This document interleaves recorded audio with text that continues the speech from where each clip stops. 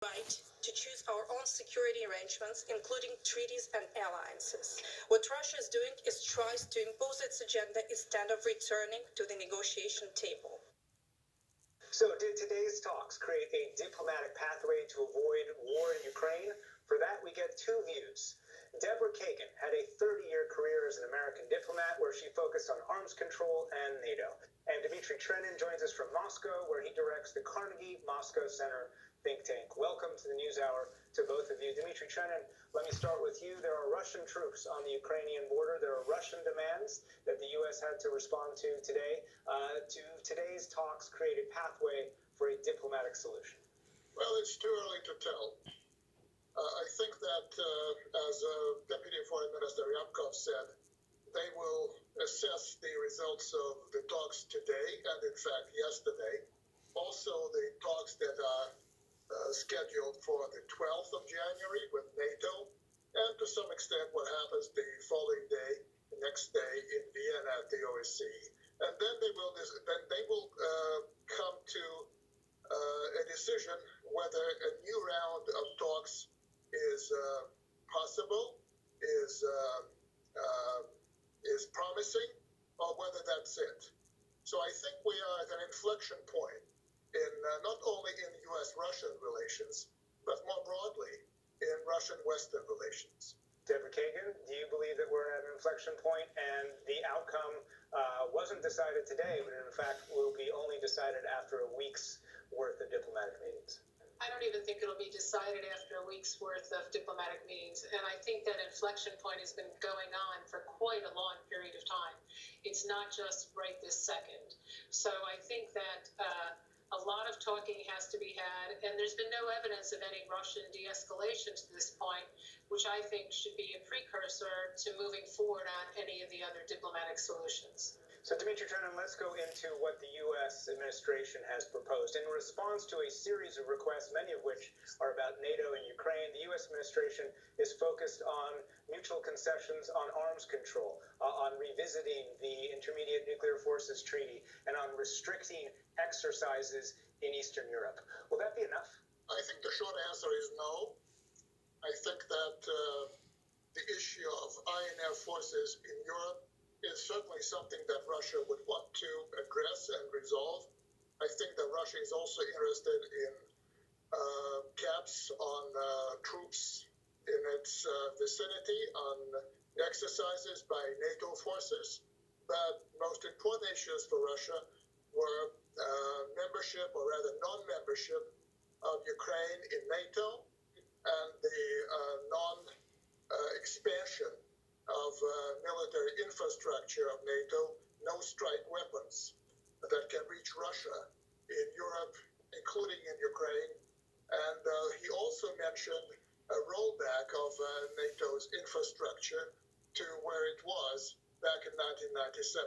So he called those three elements, core elements, key elements of the Russian position. And unless those were addressed in a manner that would be found acceptable by the Russians, other things would not be pursued. Deborah Kagan, many of those proposals are dead on arrival for the administration. So do you believe it will be enough for this administration to propose things like arms control and exercises to respond to and try and defuse this crisis? I think it's great to put those things out there, but it depends on how adamant, as Dmitry said, the Russians are on this. If they're going to continue to insist that NATO has to pull back to pre-1997 borders, that's palpably ridiculous. That's not going to happen because Washington and the rest of NATO are never going to treat, for example, Berlin and Paris and London better than you treat Warsaw and Vilnius and Bucharest. And that's what the Russians are asking for, and I think that is an absolute non-starter, and I think Deputy Secretary Sherman was very, very clear on that today. Dmitry Trenin, Deborah Kagan's not the only one who calls these ideas ridiculous or non-starters. Do you believe that they are designed to be rejected and become the prelude either for war or some kind of permanent Russian presence on Ukraine's border? Well, in my judgment, the third condition that the Russians are putting forth, i.e. the rollback of NATO's military installations that have been built in the territories of the new NATO states, that this is rather less important for Russia than the two other issues raised by Mr. Ryabkov. So this could be an area where Russia potentially could give, should it see progress on the truly important issues, non-expansion of NATO and non-expansion of NATO's infrastructure beyond where it is today. Deborah Kagan, again, the U.S. and NATO are not willing to provide any kind of solid assurance to Russia that NATO won't expand. So do you fear that these Russian demands are an excuse to be denied and an excuse to go to war? I wouldn't say that it's an excuse to go to war. I do think the Russians know that these are going to be denied. I think the Russians tried to split some of the older members of NATO from some of the newer members of NATO. And that's to be expected. But I don't think that I don't think the Russians need an excuse to further invade Ukraine. And so I think that might be a misnomer.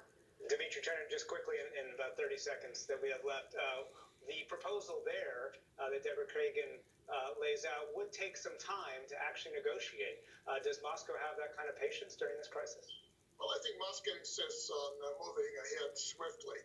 But the important thing is that Moscow's agenda needs to be at the core of the negotiations.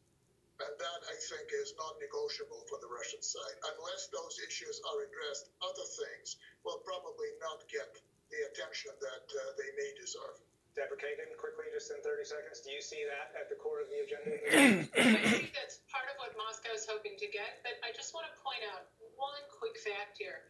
There's about 60,000 U.S. forces in all of Europe, and only about 6,000 of those are deployed east of Berlin, for example.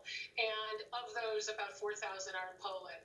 So if you want to talk about exercises, NATO doesn't do 100,000 person exercises. They don't. They haven't. They're not going to do it in the future. And so it's sometimes ridiculous to say we have 100,000 troops here and it's just an exercise.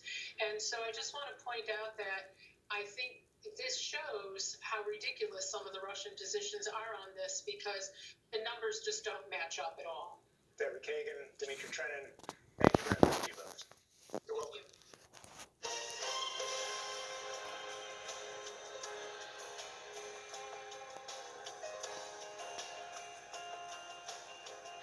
We spent much of last week trying to examine what still divides our country and the deep polarization that precedes